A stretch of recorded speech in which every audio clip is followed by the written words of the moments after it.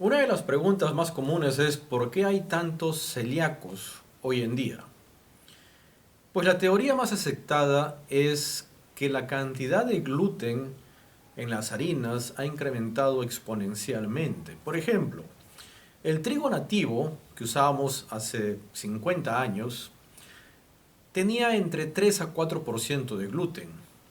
Hoy en día tenemos variedades como la durum, que se usa para hacer pasta, que tiene hasta 18% de gluten. Si vemos la harina integral, si bien es cierto es alta en fibra, también es muy alta en gluten, alrededor de 12 a 13%. La harina de pan tiene un poco menos, alrededor de 10 a 12% de gluten. La única harina que es baja en gluten hoy en día es la harina usada para pastelería, que tiene alrededor de 6 a 7% de gluten. Muchas veces esta es la única harina que mis pacientes toleran. Entonces, la pregunta es, ¿cómo podemos disminuir la cantidad de gluten cuando hacemos un producto de panadería? Pues primero hay que entender cómo se crea el gluten y cuál es su rol. La combinación de dos proteínas presentes en la harina de trigo, la gliadina y la glutenina, se mezclan, forman un enlace para formar gluten. Esta mezcla se produce en presencia de agua. Es decir, cuando tú amasas la harina y le agregas agua, estas dos proteínas comienzan a unirse y forman gluten. El gluten es una proteína que le da estructura al producto. Es decir, cuando tú pones el producto en el horno y empieza a expandirse el CO2 o el vapor de agua o el aire, el producto empieza a crecer.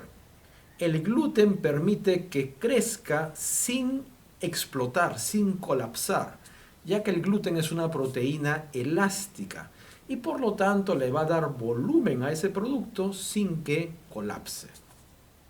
Entonces, ¿cómo podemos disminuir la cantidad de gluten en un producto de panadería? Pues hay varias técnicas. Una de ellas es pues amasar la harina por menos tiempo, de tal forma que desarrolles menos gluten. Otra forma es echar menos agua, de tal forma que se desarrolle menos gluten. Otra forma es echar azúcar, porque el azúcar compite por el azúcar atrae el agua y el agua ya no está disponible para formar gluten. Igualmente podemos echar sal, la sal también atrae el agua y el agua tampoco está disponible para formar gluten. Otra forma es echando grasa. Por ejemplo, cuando hacemos un chifón es un pastel muy suave. ¿Por qué? Pues porque le hemos echado aceite a la harina. El aceite cubre la gliadina y la glutenina y ya no permite que hagan este enlace cuando se unen que forma gluten. Sin embargo, todas estas formas, ya sea echar azúcar o echar sal o echar aceite o grasa, no son saludables. Otra pregunta es, ¿y entonces podemos reemplazar el gluten por otra proteína? Pues sí.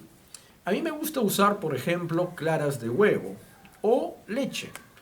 Ambas tienen albúmina. La albúmina es una proteína que también se expande y resiste la presión del CO2 o del vapor de agua en el horno. Y por lo tanto va a darle estructura a tu producto sin gluten.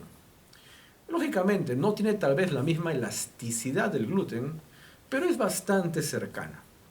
Entonces, por ejemplo, yo puedo hacer un pan con quinoa. La quinoa no tiene gluten. Pero para que ese pan tenga volumen, tengo que agregarle claras de huevo.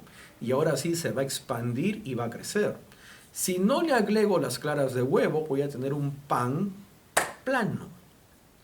En conclusión, la principal causa de la enfermedad celíaca hoy en día es la cantidad tan grande de gluten que hay en las harinas. ¿Podemos disminuir el gluten?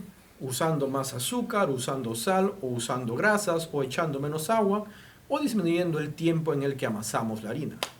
O podemos reemplazar el gluten por otra proteína que puede ser claras de huevo o leche. Ya saben que para pasar una consulta conmigo, si están en Perú, pueden hacer su cita en mi web clubnutricion.net. Si están en Estados Unidos, en mi web joelexebio.com. En ambas pueden pagar con tarjeta de crédito y separar su día y hora de cita. Saludos a todos.